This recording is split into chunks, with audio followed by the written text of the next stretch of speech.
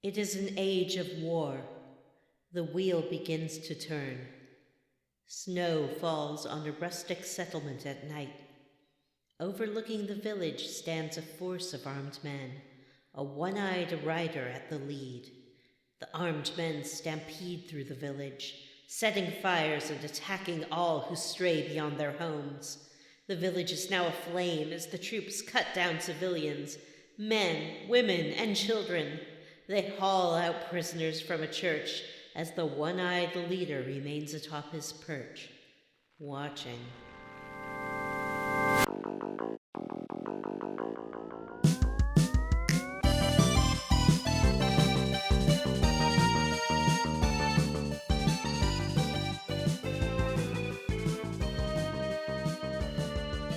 Hey guys, we've all led with our one-eyed leader before, haven't we? Tactics Ogre! Hey everyone, and welcome to Square Roots, the classic RPG podcast. My name is Jim Banks. I'm joined by Matthew Van Zant. More like Sad Banks. Do I sound sad?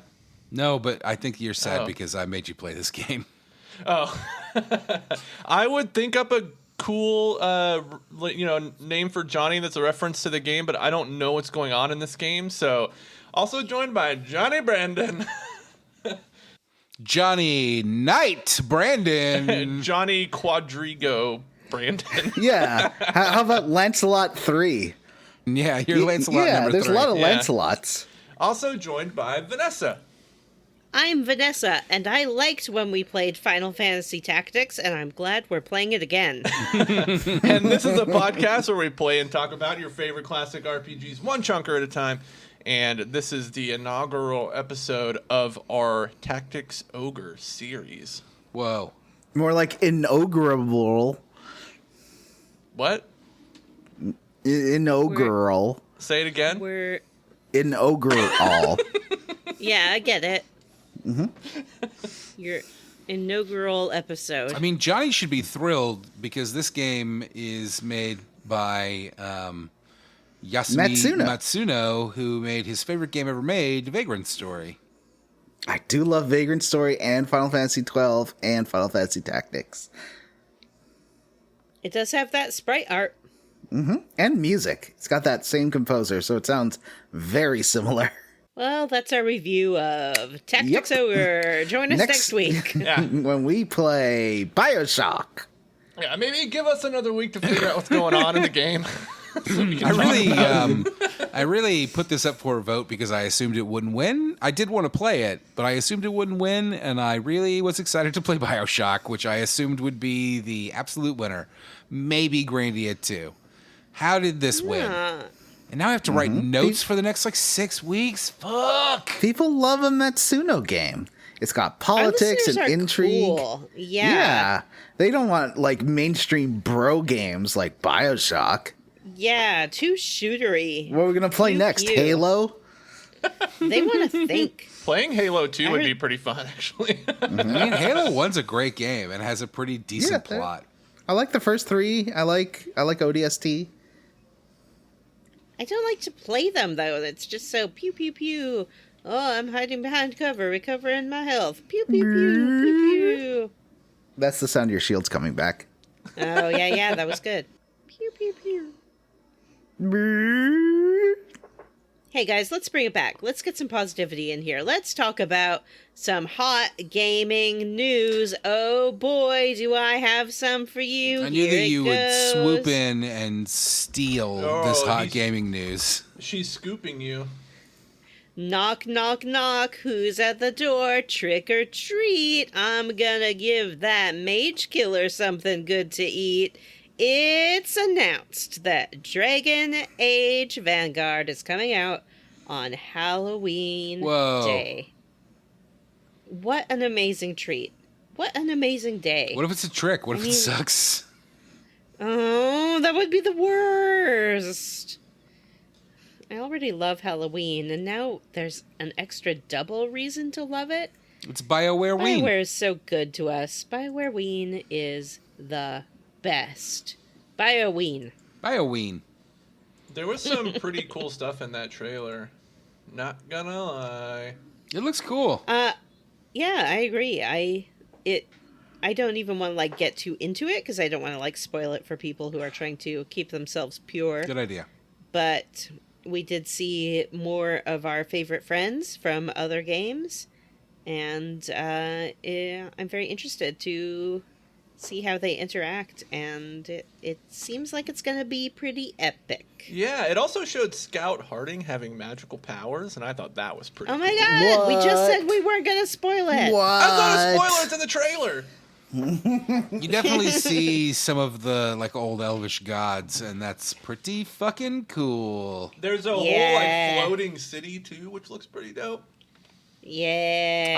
I'm still a little worried it's going to be like a little too Dark Souls-ish, but we'll see. You can't, they said you don't control your party members at all. That blows. I never did, though, when I was playing Inquisition. So I already played it in that style, so I don't mind that they're sort of leaning into that a little bit. Yeah, I can't say that I did either, so I guess you're right.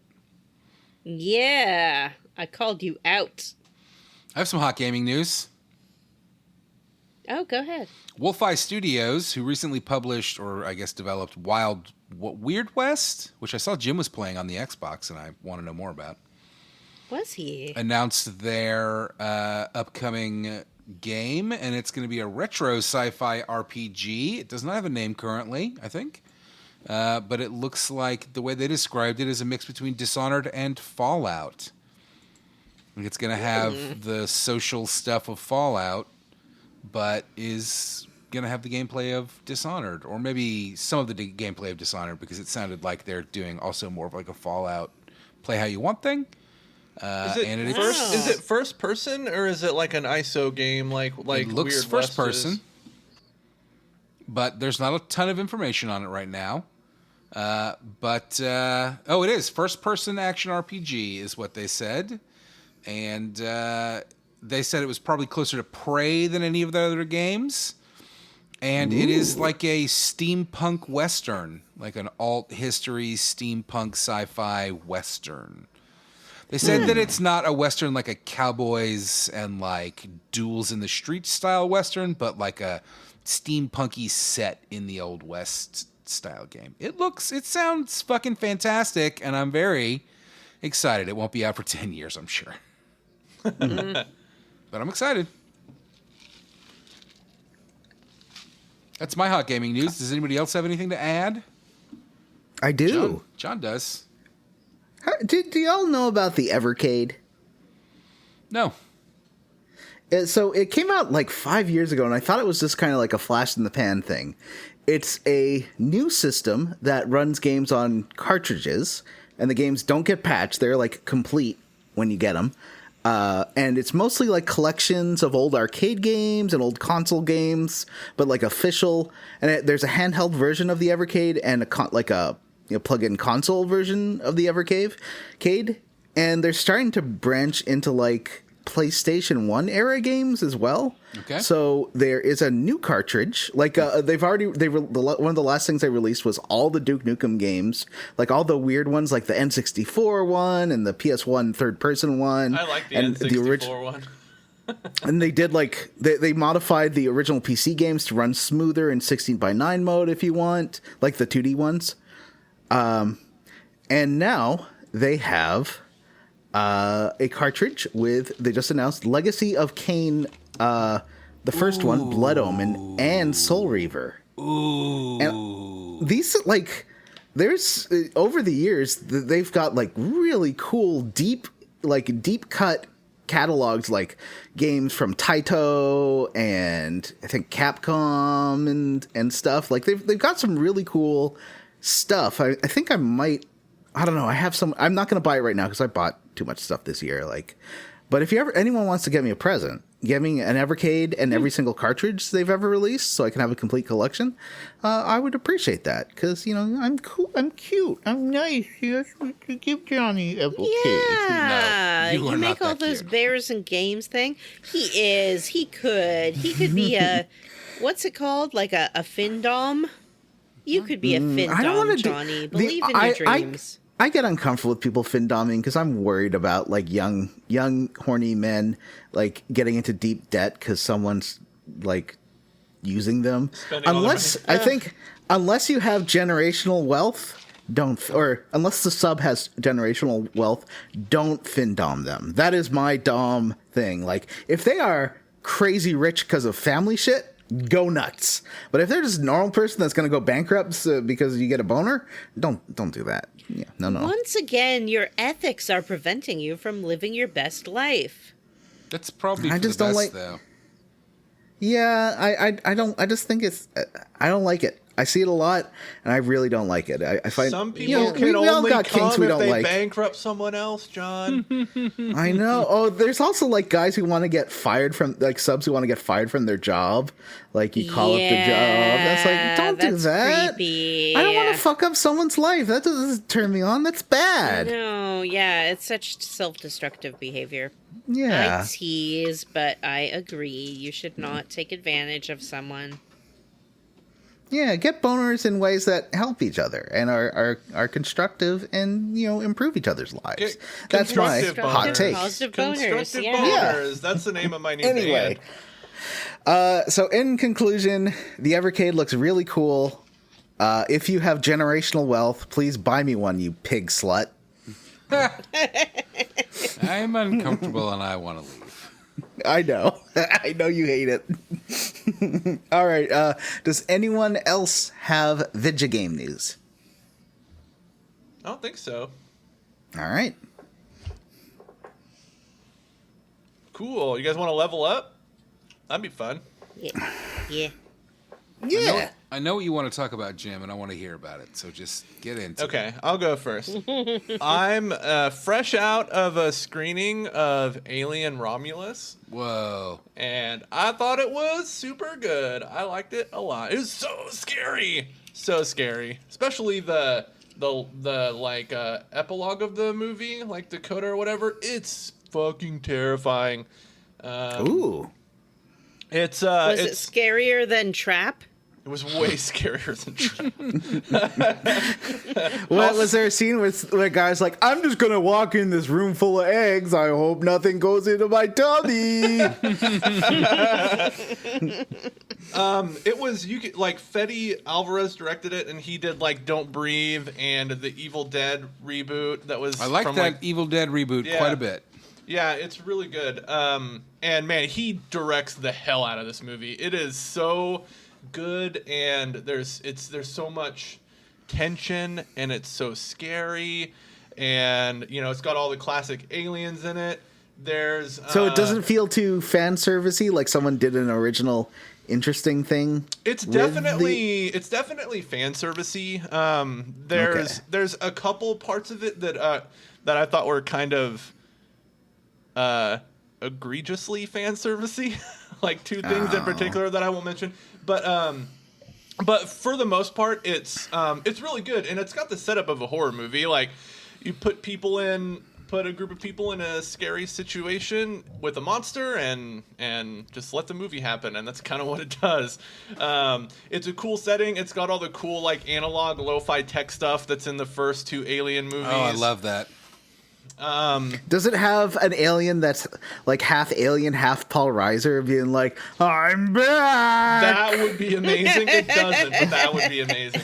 Does it have the Predator alien?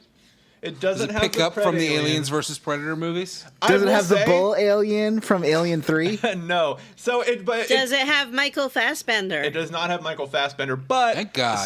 So it takes place in between Wow. Alien and Aliens, but it does connect itself to Someone's face. to Prometheus and Alien Covenant in a couple really interesting ways. And like I said, there's a thing I wasn't expecting in the movie that totally blew my mind. I thought it was scary and A Predator. amazing. No, not a I can't Predator. remember. RoboCop. What happened A in Alien Terminator. Covenant? How can I tell if I saw it? Like, what scene would I remember from Alien Covenant? There The are woman two gives herself Michael an Fassbenders. abortion to abort Okay, I saw the- that one. What Yep. about Prometheus? Prometheus is the one where the lady gives herself an abortion in the machine. Okay, I saw that one. So Yeah. what happened in Alien Covenant? Yeah, what happened Alien to Alien Covenant then? I got don't even 2 know. Michael Fassbenders, and the evil Michael Fassbender kills the good Michael Fassbender. At the beginning of the movie, Oh, I it did shows see that one. it shows David You're right. dropping Yeah. the goo into the city, and it kills everyone. I think I saw that. Yeah, that's what goo does to a city. Yeah. Yeah, haven't you seen Akira Does Akira No. have or goo? Parasite Eve? Oh, Parasite. Yeah, Eve for sure. Akira. Akira, remember he like turns into a big gooey monster at the end? He doesn't turn Oh into yeah, that's goo. right. It's not goo. He's just a big like fleshy. Biomass. It's like body horror. Yeah. Yeah. like biomass. It's not gooey. Oh, okay. But Parasite Eve, 100% gooey. 100. Yeah, that's got a lot of goo. I wouldn't this know. I've one's- never heard of that. Is that new? This one's got. We should play it book? then. Yeah. Since you've never heard of it, Matt, we should play it. As soon as there's a remaster. The xenomorphs and the facehuggers are all practical, which is amazing, and that's cool. there's a lot of shots of the facehuggers moving around and chasing people, and it's fucking terrifying. They're like little spiders instead of legs. Their legs look like little fingers. It's disgusting. I mean, we all know what facehuggers look like, Jim. It's not a new Yeah. concept. It's gross. And the xenomorphs look great, and everything else looks good. It's a gosh dang good movie, and I think you guys should check it out. All right. I also saw the movie Cuckoo last week, and I thought it was pretty okay. That's Not the new M. Night super- Shyamalan movie?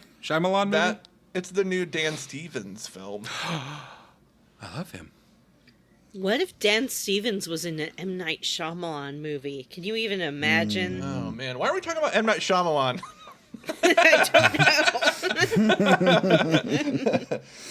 He doesn't have anything to do with Cuckoo? No. Is it like click holding? Click holding? No, it's a horror movie. It's kind of like a creature feature type thing. It takes place in the Bavarian Alps, and Dan Stevens plays like a weirdo German resort owner. And I didn't know Dan this, Stevens but loves playing a fucking weirdo. Like, that's that guy's bag. He loves it. I didn't know this until I was reading something after I saw the movie, but apparently he speaks fluent German, and his German is like impeccable in that movie. It's so good. Yeah, he's in that movie where he's the like ideal man robot, isn't he? That's a German movie. Ideal man. That sounds robot. like a dream you had, Vanessa. Yeah, ideal man robot movie with Dan Stevens. It's about Next on the Dreamcast. it's about a Dan- lady who buys a sex robot and it looks like Dan Stevens. Oh, it's called and I'm Your German. Man. That's right. I didn't make it up. Johnny, the Oh, that's my Dreamcast isn't favorite going to Leonard happen. Cohen Stop album. trying to Or- make the Dreamcast happen. In Germany, it's called Ich bin dein Mensch.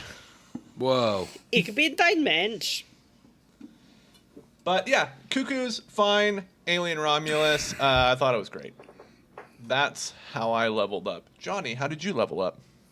Well, I got this PS. Hold on, I'll hold up the box so the whole podcast can see it. Whoa, that's I got a dongle. I got a Looks dongle. like Apple TV. It's a dongle to make your PSVR 2 work on a PC. I haven't. I got it. I picked it up an hour ago. I'm sorry, Johnny. We don't allow VR talk on this program. You can't worlds within forbid VR worlds. talk now that you own a VR headset. I do He not doesn't, that's own a his VR son. headset. My son owns a VR headset. Your son is too young to legally own a VR headset. He's That is 13. yours. He's not too young to legally own a VR headset. Yeah. You I'm have sorry, the Vanessa. It's been lawful 8 right. years since we started this podcast. He's not fucking 5 anymore. Weird. I still say that you have the right to take that VR headset away from him as punishment. Therefore, it is not his. What do I need to punish him for? He's a good boy. I went Well, to. It's a theoretical punishment. So I can't level up with that because I haven't had enough time to actually play it yet, or even set it up because I got it like an hour ago. But I did go to Science World, the one place Vanessa knows in Vancouver. Whenever I say I'm going somewhere, and she's like, "Is that Science World? Is it near Science World?" Because it's Vanessa's point of reference. My point of reference is Granville Island, which you have confused somehow with Science World. Oh, I thought you knew. Well, I like my version better. It's funnier than Granville Island. Granville Island sounds boring, and no one knows what it is. Granville Island is boring. I've been there. Take that, Granville Island. I went to the improv place where Ryan Stiles is from, and Colin yes, Mockery I've used to. also been there. Yeah, but Ryan Stiles and Colin Mockery were not there. Wow, did you take the Ryan Stiles tour of Vancouver? I stole Ryan the Stiles. headshot for you, Jim. The one on the wall. Yeah, it's this improv theater that's still going, and they have like the first thing you see when you walk in is this big picture of Ryan Stiles up on the wall. When you go to Vancouver, or when you leave Vancouver, they give you a signed headshot of Ryan Stiles on your way. Yeah, or Ryan Reynolds, if you'd like. No, thank you. Or Will Sasso. No, thank you. I'd like a signed headshot of Ryan Reynolds. Or The cell phone guy? Who's the big guy from Reaper again? And Tucker and Dale versus Evil. Oh, Alan I don't Tudyk. remember his name.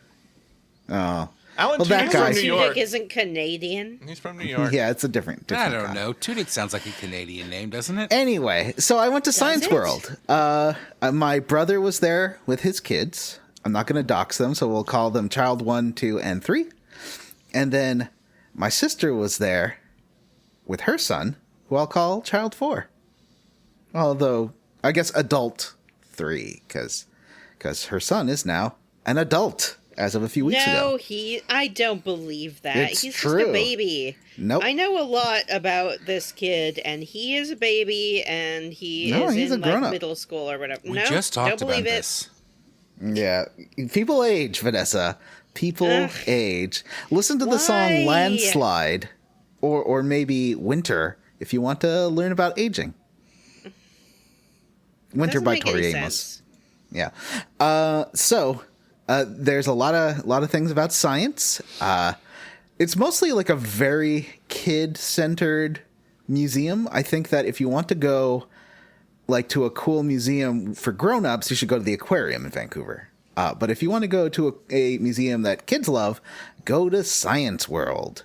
Though there was a zoologist there who was feeding the snails and getting ready to feed some geckos, which they do in front of the kids, like, because it's awesome. Because they feed the geckos live crickets. It's pretty amazing. If you want to see geckos house live crickets, go to Science World. When I was about 14 or so, I volunteered at the Science Museum in my town, and it sounded very similar. They did have bugs, and So, I was 4 a years good ago. enough I was a good enough volunteer that I was allowed to handle the Madagascar hissing cockroaches. Oh, Oh, cool. Yeah, they had They're some of those so too. Cute. But the fuck they biologist are. lady was so good with kids. Like, she was just amazing. Like, the kids had tons of questions, and it was fun. And she really liked talking to them about the snails and bugs and things. It was really, I don't know. What an awesome person. Like, she was so patient with the kids, and it was great. Science World, recommend for kids, not for grown-ups. One time I went on a date there, and that's when I found out it was not a museum for grown-ups. No. Awkward. Anyway, Matthew, how did you level up? hey, I did something different. I read a fucking sweet comic book. It was called Gideon Falls, and it was written That's by... not the name of a comic book. Comic books are called like Superman or X-Man or something like that. Jeff Lemire. I refuse to continue my level up until Johnny takes his VR headset off. I will not. I'm in a world within This worlds. podcast is on pause. I read a comic book called Gideon Falls, and it is a horror comic book. It is 2 volumes, and it is, oh boy, I don't really even know how to describe it other than, I guess, it's about a few people, a priest who is assigned to the small town of Gideon Falls and finds that the town is haunted both by its past and by a terrifying black barn. And it's also about a man in a big city called Gideon Falls who is obsessed with garbage and believes there's like a conspiracy involved with the town's garbage involving a black barn. And it all ties together pretty beautifully, and it's got gorgeous art, and it is quite spooky. Quite spooky. I did legitimately have a nightmare when I read it and went to bed. Right after reading it, right Jim. here. Yep, Jim picked up the first volume. It is excellent. Jeff Lemire's Gideon Falls. He wrote Sweet Tooth. Most people probably are familiar with that. Is Sweet Tooth the Twisted Metal show? No, it was. There's a Netflix show. It's about like mutated. About a kid with antlers. Yeah, it's about a kid with antlers. And there's, like, Oh, other right. The one I animal- didn't want to watch because it was during the pandemic and it was all about pandemics. It was all about a pandemic. I mean, the comic book came up before the pandemic, but the show. I know, but it's I just actually thought like that the show stand. was pretty good. I watched the first season. I haven't seen the second season. But Yeah, I liked it. also only watched the first season, but as with most Netflix things, like I didn't bother continuing to watch it because I don't trust them to actually finish their stories. They love cutting shit off early. Anyway, Gideon Falls, it was fucking, I read both volumes. It was fantastic. It kind of starts off as like a really legitimately creepy horror story and then kind of segues into like weird science stuff, which is also like it has, you know, Jim and I were talking about this last night. I think with a lot of horror, like once you understand what's going on, it becomes less From spooky. my head and from my hands, why can't people understand my intentions? I have no idea what Johnny's doing. He's singing the weird science song. Yeah. I really enjoyed it, and if anybody's in the mood for a horror comic book, read that first volume and the second volume of Gideon Falls. It's fantastic, and I love a tight, like finished comic book series where you can just get the whole thing, and it's not like next time. Like fuck off. Like I just want to read your cool story. It uses art in very interesting ways that are hard to describe. You would have to really see it for yourself, but gorgeous art, fantastic story, interesting characters, 10 out of 10. I really loved Gideon Falls. And that's how I leveled up. What about you, Vanessa? Well, Matt, I've been watching some streaming television. Daredevil. I haven't been watching Daredevil. Batman. I've been watching 2 streaming televisions. Yep, one of them, you guessed it, is Batman. I think we're the same. I wasn't going to bring it up because I haven't finished it, but I'll talk about it if you're going to talk about it. I think we're about the same amount of episodes into that. What Yeah, service is Batman on? It is on Prime. Yeah. Oh, should I watch it? Like, as a not a huge fan of cartoons, is it good enough for me to get Nobody over? can answer that. Like that's Yeah. How can we I mean, answer if that? you liked the Bruce Timm 90s Batman cartoon, you're going Not to like really. this. It's very much the same, maybe a little bit more adult than the one that aired. Yeah, for sure. Although that one was fairly adult as well. This is for definitely, you what it know, was. at least for by modern standards, there's like gay relationships and stuff like that that you wouldn't have gotten in the. That's true. And just to be clear, this is Batman, the Caped Crusader. Yeah. It's not a telling of year one, but it kind of has that vibe. I would say it's pretty early in Batman's career. It's set in the 40s. Yeah, it's set in the 40s, and so has that sort of golden age of comics feeling about it too, and a lot of the character design is based off of that. But some of the characters, because the woke mob won't let you have male villains anymore, they've gender bent the Penguin into Oswalda Cobblepot. And as Matt and I were discussing on stream, I think I could do one heck of an Oswalda Cobblepot cosplay. I agree with you. Do I cosplay? No, but I might start. I think you could nail Oswalda. I think that Oswalda's an interesting point of reference because it doesn't make a huge difference to the character. No, I mean, the Penguin has never been defined by his gender, Yeah. I would say. It's an interesting show because it is set in the 40s. It's produced by Bruce Timm, who did create the original Batman the Animated Series, and it's also produced by Matt Reeves, who did the most recent Batman movie, The Batman. And it's an interesting show because, at least what I've seen so far, other than there's one episode, but for the most part, really does not focus on the Batman or Bruce Wayne. No, it's a lot more about Gordon and Renee Montoya and Barbara Gordon, who is a defense attorney in this iteration. And the GCPD. And the GCPD in general, and just Gotham itself, which I've mentioned on the show before, I'm sure. I love the universe of Batman, not a huge fan of Batman himself. Yeah, it's very smart. He kind of sucks. Yeah, it's very smart to make him more of a supporting character, and to focus more on Gotham and the people that live there. It also focuses a lot on the villains, and it also, other than that first episode, which is about the Penguin, focuses a lot on obscure villains, which is pretty cool. Like, yeah, Harvey Dent is in it, but he's running for mayor. Like, he's not Two-Face. We have not seen the Joker. I've not finished the season. We have not seen the Joker. We have not seen Killer Croc. Like, it is focused on very obscure villains, which I also think is really brilliant. Like, I think I think it's fucking fantastic. They use a lot of black and white. It has some fantastical elements, but it feels like a grounded superhero story, more like the Batman movie. Like there hasn't been anything that's like, and here's a magical artifact that turned so-and-so into whatever. I was wondering last night when I was watching it to Vanessa, do you think that this is, like, I wonder if this is the Batman movie that Matt Reeves wanted to make? And the studio was like, no, it's got to be modern, and he's got to be a fucking millennial, basically. You know what I mean?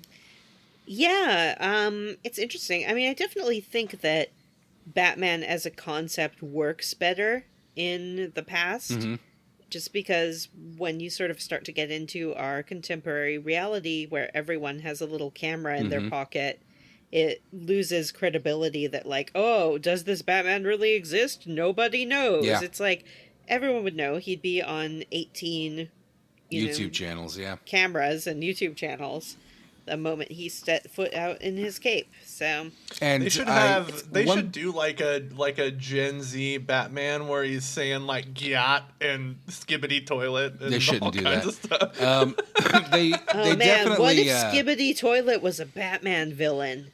That would be so Isn't cool. he? You Isn't have he no basically riz, Joker. A Batman villain? There was an episode I was watching recently where they're talking about the Batman and like how he's hot rodding all over town in his Batmobile. And, you know, like you said, like in our modern world, like there would be cameras everywhere. There would be stoplight photos. They would know. But in this, they're kind of like, who knows? Is this real? Like, is there a dude in a giant black muscle car firing around town? Some people say so, but do we know that they're telling the truth? One thing I would like you to bring up in your level up is the fucking fantastic Harley Quinn episode. It's really good. I don't want to get too deep into spoilers, but we essentially get a Harley Quinn story and character absent of the Joker. Like we've said, there's no indication that the Joker exists in this universe at this point, and I thought that was a really interesting way to do the character. It gives her a lot of agency and also sort of plays with her nebulous morality by making her motivations not, you know, just I'm gonna do crime because it's funny and I love the Joker. Yeah, like she has some real some drive behind her, and it makes it interesting to parallel to Batman too, because I think they're both kind of trying to do good for Gotham in different ways. It really uses her, you know, Harley Quinn has always been a character that, and Harley Quinn's always been a character that's a psychiatrist. And that was always used as like her way into meeting the Joker and becoming obsessed with the Joker. and divorced from the Joker, that just kind of becomes a big part of the character on its own merits and is really interesting. Yeah. And it also does do my favorite thing to do with Batman, which is have him use his identity as Bruce Wayne to his advantage. You know, it doesn't just... He does both. He kind of uses Bruce Wayne to move around in society and to do some machinations that he has access to as a moneyed person, and then uses Batman to supplement what he's doing as Bruce. And to investigate people, which in a world without, in the 40s, without an internet where you can just figure anything out that you want to know instantly, right. He has to go and learn things. And the easiest way for him to do that is to go be Bruce Wayne and talk to people and meet people and ask them questions, innocently, it seems, but really leading back to his investigation as the Batman. So I haven't finished the season yet, and I don't think you have either. But I would say of the I have not. First 6 or so of, I think, 10 episodes I've watched, I think it is out fucking standing. It's fantastic. Yeah. It's great, and they're short. They're like half an hour, maybe a little bit longer, depending. So it's worth giving it a try if you think that it's something that you might even a little bit like. Yeah, particularly if you were into, noirish crime stuff. Like, it's not Batman the superhero. Yeah. And that is what a lot of people for years and years have clamored for, is Detective Batman, Batman that's not always beating the villains with his magic gadgets and his, superpowered friends, but Batman who is struggling and has to investigate and has to solve crimes. And it is, I think so far, I haven't finished the season. Maybe it takes a turn. Who knows? You never know. But so far, I think it's incredible. I'm glad you're watching it too. It's nice to be able to talk about it mostly because I said to Vanessa last night, I watched the Harley Quinn episode and was like, I didn't think she was as far into it as I was, and I was like, I have to talk about this. Like, please watch it now. I must speak about this because it's incredible. Mm-hmm. I'm really enjoying it as well. The other show I've been watching, this might be something Jim has seen some of. I'm not sure. I'm about halfway through, I think, of the new series of Umbrella Academy. Oh, I watched the first episode, but I haven't seen any of the rest of it. I heard the ending isn't very good, but I don't know. Oh, why would you tell me that? Boo! Is this the final Boo season? on your face. Yeah. Mm-hmm. Well, I haven't gotten there yet. I've been enjoying it. It's never been the most consistent show, but I think it's at its best when it lets itself be a little bit whimsical. And bringing the most whimsy this season are Megan Mullally and Nick Offerman as a married couple. They play scientists who are both named Gene, and they're great. They're just extremely eccentric, bizarre, and you can tell that they're having a lot of fun being in this together and playing these weird characters. It also started the season with the main sort of superhero characters all being powered down and having to navigate the world without superpowers, and I thought that was interesting. It just brings a new dynamic to who they are and what they do with their lives. Umbrella Academy, I'm done talking about it. Now it's time for Matt to level up, but he's gone. Yeah, he's just left the beach. We can just see the beach he's at. He must have gone for like a swim or something. Yeah, how do you imagine Matt leveled up? Jim, what do you think Matt did? I bet he watched Batman. Yeah, he watched Batman. He's been working a lot. He started his new job. Wait, Matt already leveled up. He talked about that comic book. Oh yeah. So I guess that's it. Yeah, it's time to talk about the game, but Matt's not here. He's supposed to be shepherding us through this conversation. Well, I can start. So, what's your history with Tactics Ogre or the Ogre Battle series? That was really fucking general, insulting, by the way. Jim. Like, I was listening to you all like, what do you think Matt did? Like, I already leveled up. I talked about something. And all three of you are like, I don't know, he probably farted in his own mouth or something. I remember you talked about that book, but then Jim held up the book, so I thought it was his. Yeah.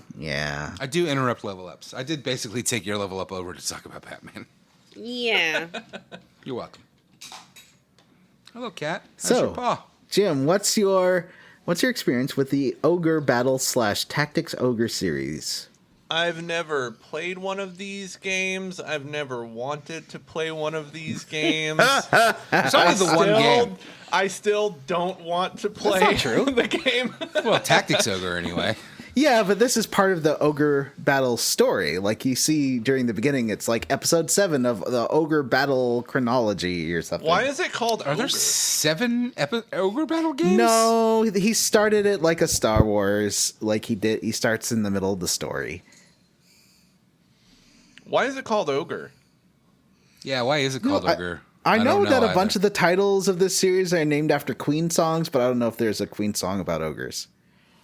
I mean, it's all. I thought it was all. I thought these games were all about a black queen, and I don't mean insert famous African American woman here. Just do not. And I don't mean Oprah Winfrey. I don't mean Kamala Harris. I'm glad this I don't isn't mean a video Beyonce. podcast. I'm leaving all of this in. Oh, no. I think it's an interesting insight into Matt's mind to see, what names he pulls from his psyche. I don't think any of those were. They came from somewhere, Matt. They didn't come from Jim's brain, now did they? I don't think any of those were It's like true. particularly offensive. I think that everybody would agree. No. They weren't Yep. offensive. It's not offensive to know the names of black women. my I'm God. just, anytime someone comes up with a name off the top of their head. Vanessa, I you're going to feel like expose that I'm really JD Vance. Oh, yeah, I forgot. If anyone here is really JD Vance, it's me, and we all know it. Oh. Anyway, so Jim, you've never played an Ogre Battle. This is your baby fresh eyes. I'm a baby. You never French, played the that's original correct. Ogre Battle at all on the SNES? No. Or the 64 one. Nope. Are they all tactics games? The N64 one's like a RTS kind of thing. It's weird. Yeah. The thanks. SNES one is too. The SNES one is more like a SNES RTS. It's weird. Wait, I thought the SNES one was which one was the turn-based one? I thought that was Ogre Battle. Oh, so you're right. What I meant to say is that they're very much like strategy games. Well, the Ogre Battle for the SNES is like a turn-based JRPG. No. It isn't? What am I thinking No. of then? Ogre Battle March of the Black Queen. I'm going to Google it because I'm curious what... It is a real-time tactical role-playing game. Okay, yeah, that's what I'm thinking of. Yeah. I didn't know it was real time. Okay, I thought I only rented it back in the day. I didn't realize it was real time. It looks like a JRPG. Weird. Like, I could see us playing Ogre Battle, the original, on the show one Yeah. day. Like, it's Jim It's a would love it. classic. It's just kind of a weird... It's just I don't kind think of it's a weird available. game. Maybe it's available on phones. Is that it? Oh, I Is don't know. that? It might be on phones. You're on phones. Thank you.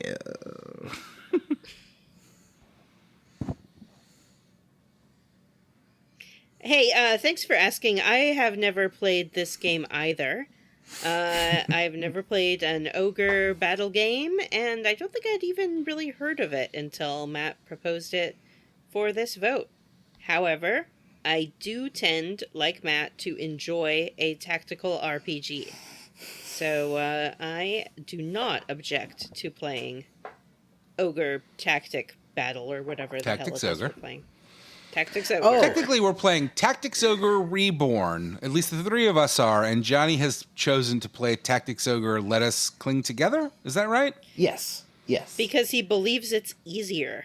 Yeah, that's what I heard. I'm not sure it's true. The game's title is derived from Ogre Battle and The March of the Black Queen, 2 songs by the British rock band Queen, of which Matsuno was a fan. Cool. Okay, that's cool.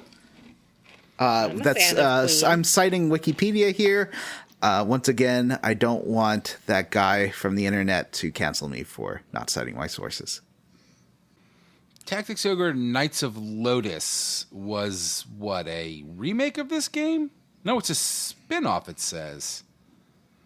It's a prequel to the rest of the Ogre Battle series. So there are 2 of these. I thought there were 2 of these.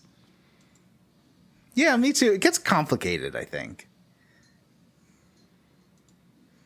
All right. Well, thank you for asking. I have definitely played Tactics. Yes, I loved Vanessa's joke. I stole it. I definitely did play the PlayStation version of Tactics Ogre Let Us Cling Together, but not so much that I finished the game or even really remember anything about it. I was obsessed with Final Fantasy Tactics. It was legitimately my favorite game of that era. So I did play a bunch of games that looked like it, and this was one of them, but I don't remember anything about it. I doubt that I played it for more than a weekend. I have tried out the original Ogre Battle a couple of times in my life, and it's never grabbed me. It's a series that I just don't have a ton of knowledge about, but I'm glad that we're finally playing one. I kind of wish we had played the original before this, because I would like to be coming from that point. I don't think they're super related. I don't know. I don't think the plots are start in one and end in another kind of thing. No, not at all. And just from what I'm looking at with with Ogre Battle, the March of the Black Queen's Wikipedia page, even the names of the countries and shit are not the same. So it's not right. Okay, well, what about you, Johnny? I will not allow you to make the joke that Vanessa coined and I'm stealing. Whiz. Okay, so I rented Ogre Battle, the March of the Black Queen, for Super Nintendo and did not understand it. Yeah, it's complicated. Back in the 90s. It was super complicated. One of those read the fucking manual before you try to play it games. Then I did buy this game when it came out on PSP because I thought it sounded cool and I like Final Fantasy Tactics. But it was very complicated and my head space just wasn't there for it because you have to really concentrate. So I did stop. I did stop playing it pretty early on. I think I'm already past where I got to the first time I played it. So, yeah, in fact, I still have my original save from 2012, and it says that I got to level 4. So I am currently exceeding that level.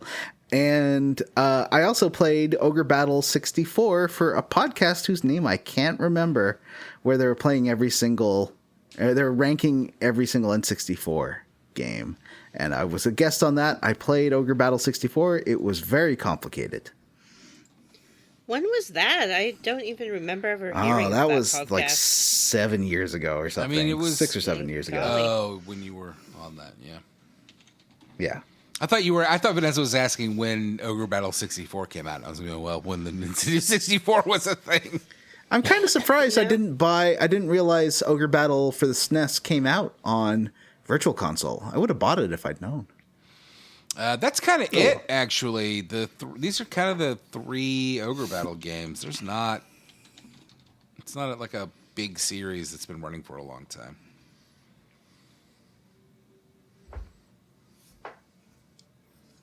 So,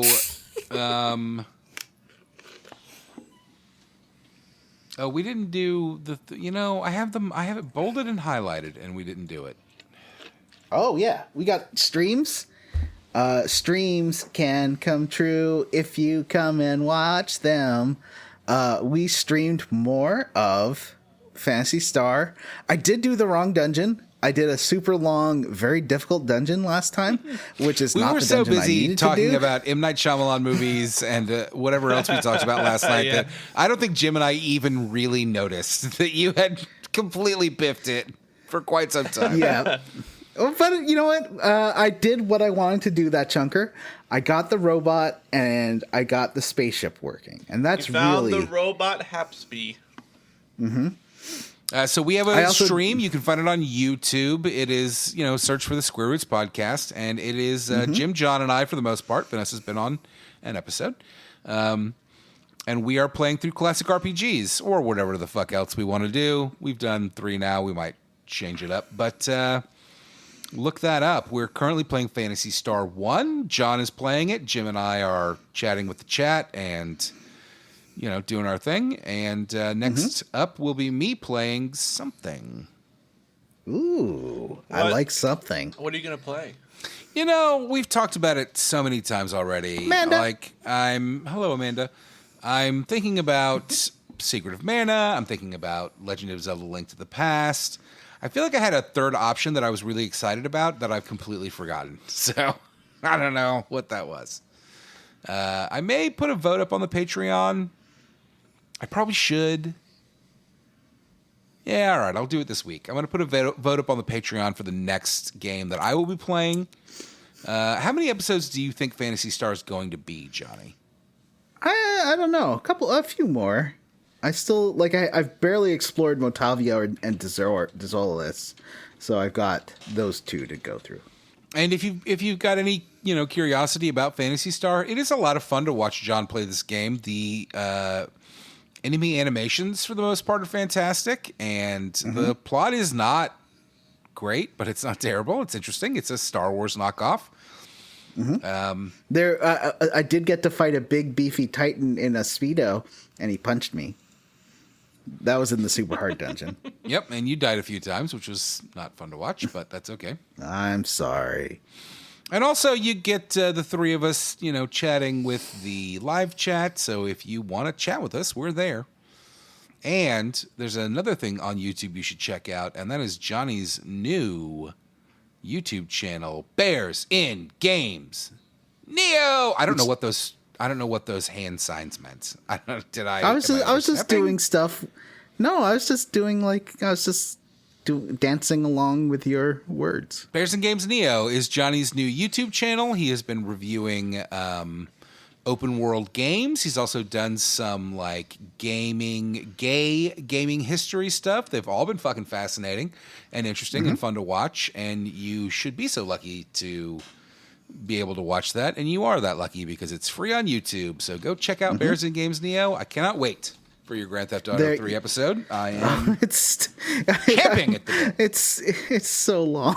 I really should be able to get the video up soonish. At least I need to put it up and then watch through and then trim it. I gotta put it up and unlist it and then watch it to make sure it's not boring. It's fun to I'll watch it. Let me know when it's up, and I will absolutely do a watch through. Yeah, tell me what needs to be cutted and what needs to be extended.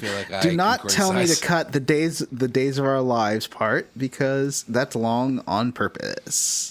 And I think it's fantastic, I really do. I think it's delightful, and if anybody has not checked it out for some reason, go check it out. It's great. Yeah, subscribe, like it, share with your friends.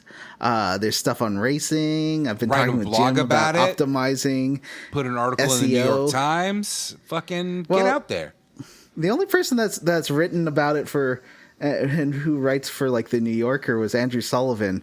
And I was really happy until I found out that his politics were terrible. Well, but he does write for the New Yorker. I don't see but his politics are terrible. I'm sure they are. Lots of people's politics are terrible. My family's politics are terrible, and I love them. It's just life. People aren't going to agree with you 100%. I want to say it's been fun for me to kind of see behind the curtain on YouTube editing, YouTube videos, stuff like that. I really enjoy talking about it with you.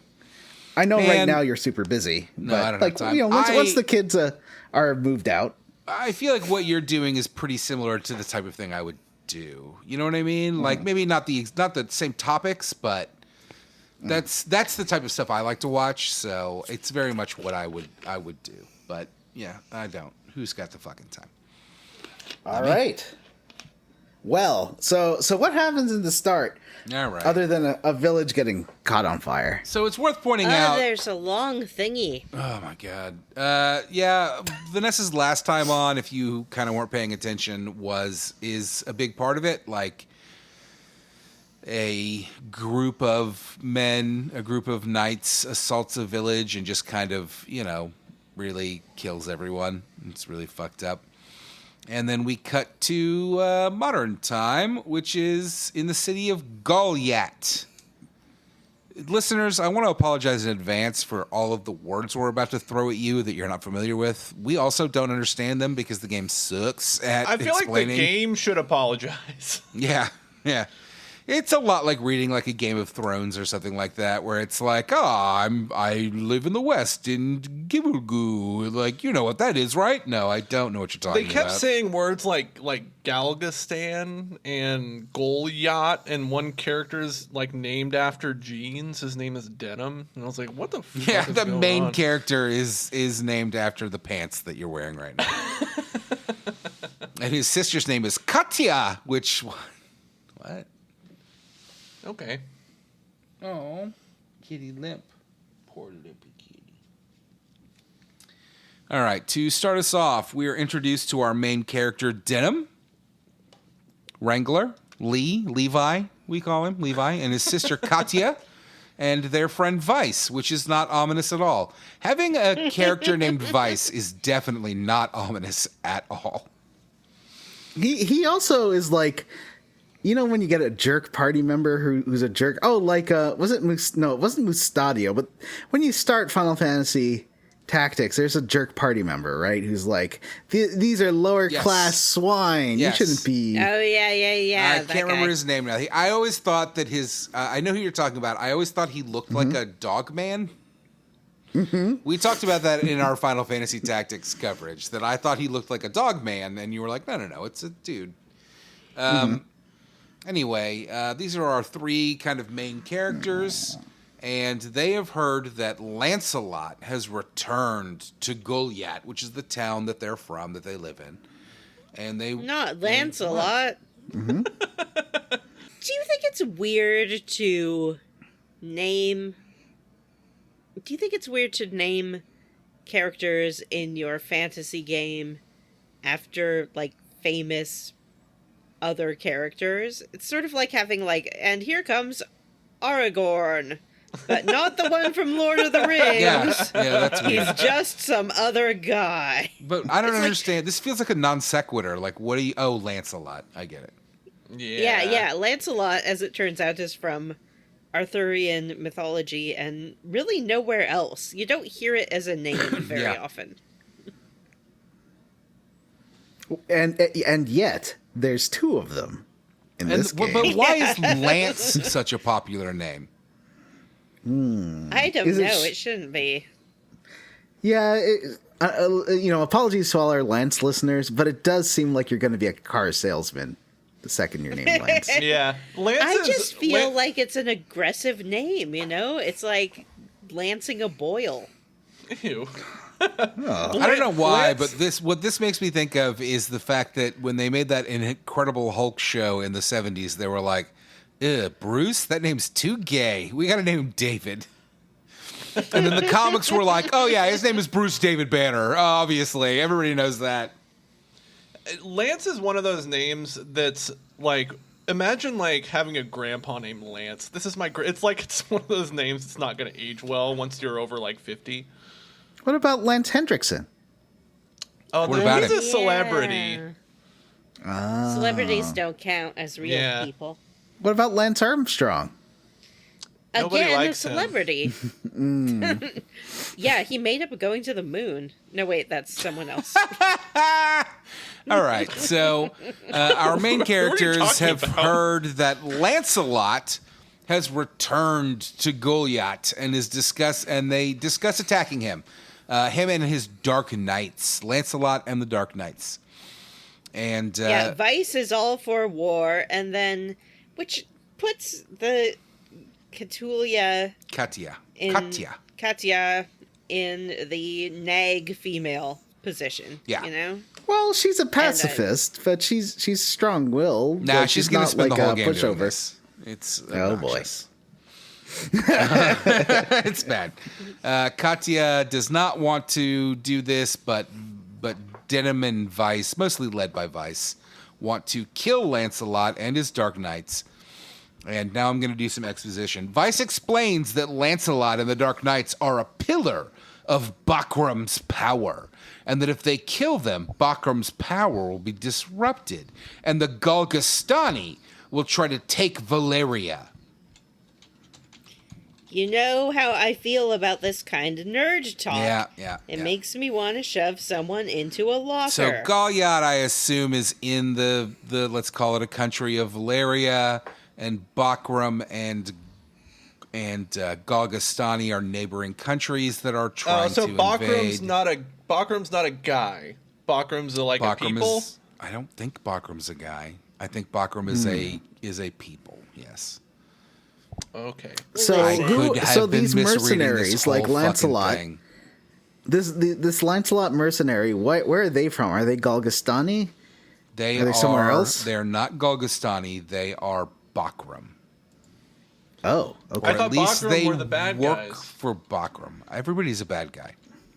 They're all. Oh. Here's They're all the what? thing. There are no I good guys.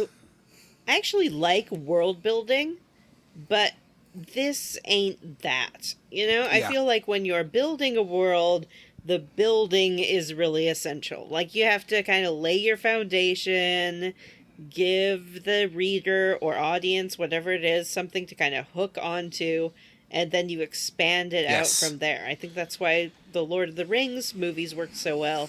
We get a little exposition, but then we spend a lot of time with just some guy in his nice little village, and we're like, okay, here's this guy, here's his I Wish song, he wishes to go on an adventure, here's his friends, you know, there's his life, and then they go to the Prancing Pony, and it's like, whoa, the world suddenly got so much bigger, Yes. and then they go on from there, and it's like, oh my god, the world is huge. Instead, this is just like, and here's the Shire, and let's go through all the different kingdoms that you're going to see later. No, just take me there and show them to Yeah, me. I agree. So Katya does not want to assault Lancelot and his Dark Knights because Vice and Denim want to do this in the hopes that it will start an invasion by the Galgastani, and she does not want another war. So they argue, but ultimately a group of men approach, and Denim and Vice try to attack them badly. They kind of try to sneak up on them and do it bad. This is basically tutorial. Most of this episode is tutorials. And this is the movement tutorial. How to move man from one space to another. But it is a case of mistaken identity, because even though this is Lancelot, this is not Lancelot of the Dark Knights. This is Lancelot of the holy city of Zenobia. And he, as we will learn later, and I don't think I wrote down, so I'll say it now, he and his men have been banished from Zenobia, which is another country. So they claim. I don't buy these Yeah, we'll guys' see. story. Even flying friend, Cetaphil. You can't trust a guy who just like wings in and he's like, I'm a wing-a-ding Yeah. guy. He's got a cool Thing is having headband. wings. Canopus, who is a man that has wings, and they just are all like, this is Canopus? normal. Yep. Piss. Is that what you're telling me? Is this Well, name? Canopus. Canopus, Oh, okay. if you want to get nasty. His name is Grandma's Peach Tea. Yeah, it's he's great, and some people have wings. Some humans have wings.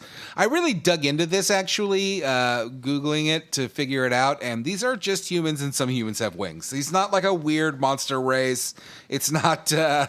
He's not a mutant. Just some people have wings in the ogre world.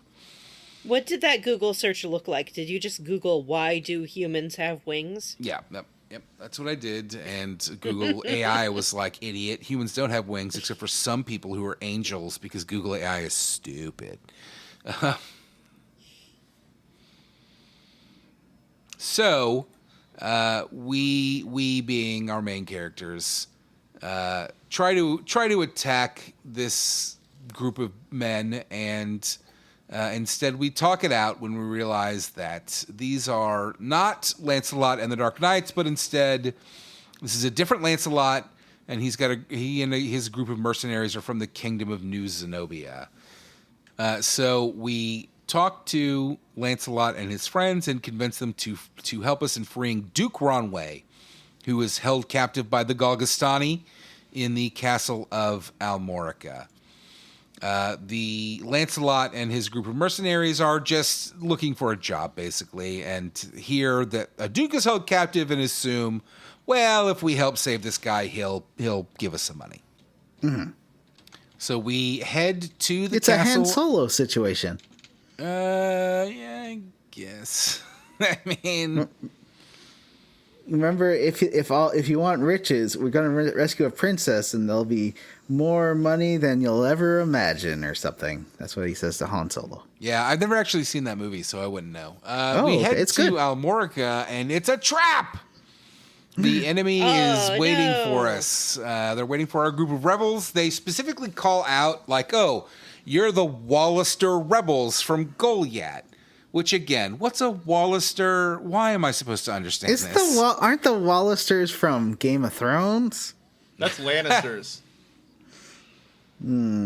Is this an Alexander Q. Smith translation? This sure feels. This has all the feeling of the Final Fantasy XII translation and all that, which I like, and Vagrant Story. I have no idea, but these guys are waiting Let's for see. us, and they recognize Denim and Katya and Vice specifically as the rebels from Goliath, and that they're Wallister rebels, which I kind of assume is like a people and not a country. I don't fucking I don't know. know. They say we're rebels, but what are we rebelling against? I don't know. I don't understand what's happening. I don't understand the conflict in the game. Alexander O. Smith. Sorry, not Q. Smith. It Thanks. is. Thank you I was for- correct. Thank you for clarifying that.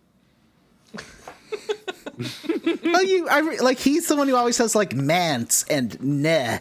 I remember Vagrant Story had a ne, and this game has nes all over the place, at least in the version I'm playing. I don't know about your version. So Almorica is our first introduction to like multiple battle areas where you, which we saw in Final Fantasy Tactics, where you can save in between fights, but you can't go back to the world map. So at the gates of Almorica, we have to fight off a group of people, and we do. And then there's a second fight in a passageway with more people that are like, oh, the rebels. I don't know why they're rebels, because they're fighting against the country that's taking them over. I guess they're like freedom fighters. Yeah. I guess you'd call that rebels. I feel like to be a rebel, you have to already be in an occupied country. Yeah. That doesn't seem to be the case here. Well, no, I guess it you can does. be a rebel and not be an insurgent. Yeah, maybe that's true. Yeah, wow. We're getting into some real, like, 2001 Bush-era discussions about what constitutes Oh, no. a combatant, I guess, you fucking conservatives. Anyway, there's a second fight in a passageway, and there's not a lot to it. You fight some bad guys, and then when we finish it, we rescue the Duke. Yay! And he's very nice, and he hires Lancelot and the mercenaries, specifically to train the Wallister loyalists. Again, what's a Wallister? I don't know. As soldiers.